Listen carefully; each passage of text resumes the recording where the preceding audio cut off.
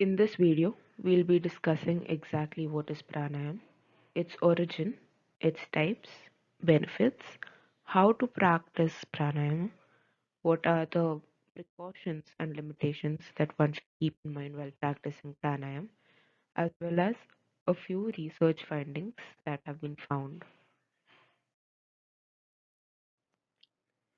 Pranayama is an ancient breath technique that originates from yogic practices in India. It involves controlling your breath in different styles and lengths. It usually has three phases.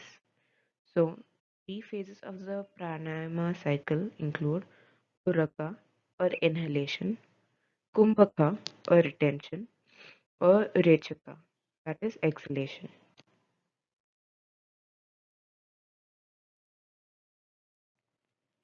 The word pranayam comes from two separate words that are prana and ayama.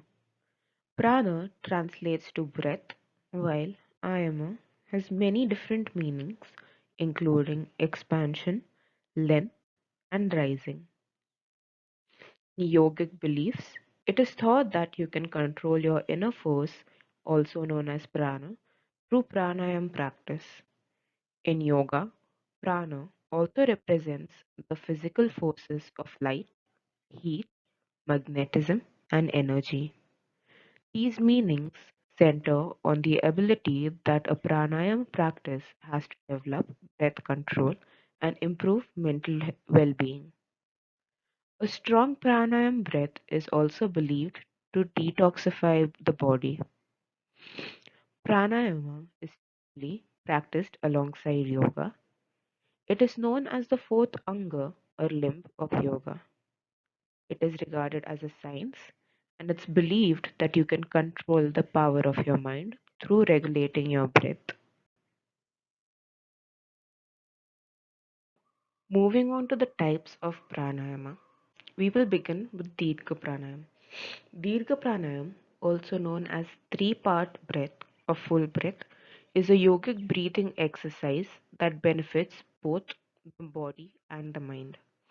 This particular pranayam technique involves inhaling deeply into the three parts of the body: belly, lower chest, and then finally the upper chest. Now, moving on to Nadi Shodhana Pranayam. Nadi Shuddhi um, is a type of pranayam in which the air is inhaled from the left nostrils, in which after which the breath is held and then exhaled from the right one. On the other hand, in Anulom Vilom, air is inhaled from the left nostrils and exhaled from the right one, and after that it is inhaled from the right nostril and then exhaled from the left one. Moving on to Surya Bedana. Surya Bedana is a warming pranayam or breath work focused on one nostril, that is the right nostril. Surya or the sun refers to the right nostril of the nose, is connected to the Pingala Nadi of the body.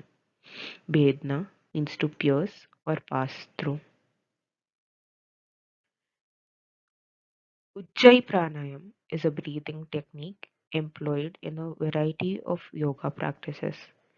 In relation to yoga, it is sometimes called the ocean breath. Unlike some other forms of pranayam, the Ujjayi breath is typically done in association with asana practice in some styles of yoga as exercise.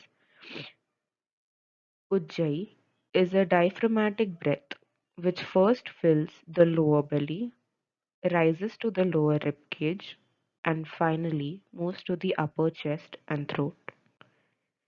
Inhalation and exhalation are both done through the nose. The ocean sound is created by moving the glottis as air passes in and out. Moving on to Brahmari Pranayam.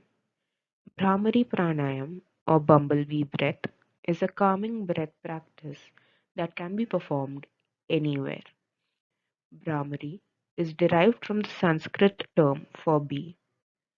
This breath practice is named after a type of black Indian bee due to the bee-like buzzing sound produced during the exhale. Moving on to Sitkari Pranayam. The term Sitkari is used in Sanskrit language for the hissing sound. In Sitkari Pranayam, when air is sucking in through the gap present in the teeth, a hiss sound is produced. The produced hissing sound is the same as snakes make when they release their stress and frustration. Hence, Sitkari Pranayam, also referred as hissing breath, is used in which prana or life force is used to cool down and thus release excessive anger and frustration out of the body. Moving on to Bhrastika Pranayam. Bhrastika is an important exercise in yoga and pranayam. It is also sometimes treated as a kriya or cleansing action along with Kapalbhati to clear airways in preparation for other pranayam techniques.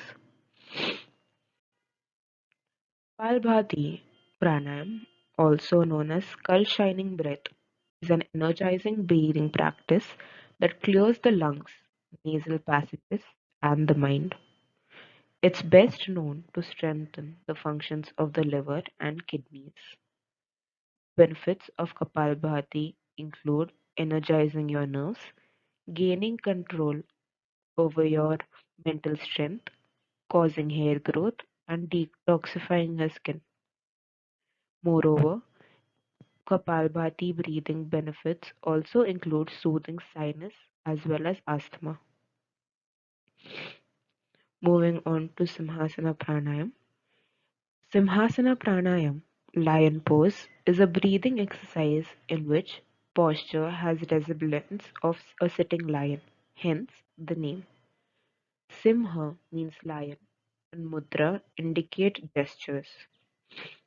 There are different types of pranayam in yoga where you practice your breathing technique, and lion's breath is one of them. It is a great practice to let go of other people's opinions, letting go of negativity, and having a moment to yourself where you are allowed to feel a little bit silly practicing lion's breath, making that possible. Now, moving on to the benefits of pranayam, it includes a decreased amount of stress. It has also been shown that practicing pranayam can reduce high blood pressure. It improves the quality of sleep, improves lung functioning as it is mainly involving breath control. It improves mindfulness as you're grounded and you are concentrating on your breath control, as well as it is known to lower anxiety levels. Now that we have learned that there are various types of pranayam, we can now understand how to practice it. In the simplest form, one can practice pranayam by either sitting or laying down in a comfortable position. Block your right nostril with your dominant hand with your thumb and inhale through the left nostril. Then you can seal your left nostril, the ring finger of your dominant hand, and hold for a while. Then release your thumb and use the right nostril only to exhale. For beginners, we can use the 4-8-4 rule, which is inhale for 4 counts. So 1, 2, 3, and 4. Hold your breath for 8 counts. That is 1, 2, 3, 4, 5, 6, 7, 8, and you can exhale for 4 counts. That is 1, 2, 3, and 4. With increased practice, you can also retain your breath for a longer time. However, be cautious as you do so. Now, looking at the precautions that need to be taken while practicing pranayama as well as its limitations, people who have high blood pressure and heart diseases should consult with their doctors before doing practicing pranayama. The room should be well ventilated and should be free of external disturbances and sounds. Also, it is advised that you should practice pranayam in an empty stomach. That is, do not practice pranayam after a heavy meal, as it may interfere with the quality of your practice and you might end up feeling a little uncomfortable. It is always safe to always consult your doctor before starting any new practice, and in the beginning, it is advised to practice pranayam under a professional. We will now be discussing a study conducted by Jayawardena and colleagues in 2020. The study was named Exploring the Therapeutic Benefits of Pranayama, Yogic Breathing, a Systematic Review. The aim of the study is to perform a systematic review about the beneficial health effects of pranayama. Data were obtained using a stepwise search process by searching the online PubMed, Web of Science, and Scivers Scopus databases using keywords. Controlled clinical trials in humans using pranayama as an intervention with an appropriate control group and evaluating health-related outcomes were selected for inclusion. Initial database searching indicated 669 potential eligible articles, out of which 18 studies satisfied the inclusion and exclusion criteria were selected. Number of participants ranged from 6 to 160, and the duration of pranayama practice varied from 4 days to 6 months. The studies demonstrated a significant effect on cardiorespiratory functions in patients with bronchial asthma, with the improvement of pulse rate, systolic blood pressure, and respiratory function measurements. Furthermore, reduction in frequency of attacks, severity, and medication requirement was also observed, with improved quality of life. In patients with chronic obstructive pulmonary diseases, symptom, activity, and impact scores were improved. Quality of life improvement was also noted in cancer patients. So, as we can see, that the benefit of pranayama has been backed up by science, and it not only helps us improve our physical well-being, also our mental well-being.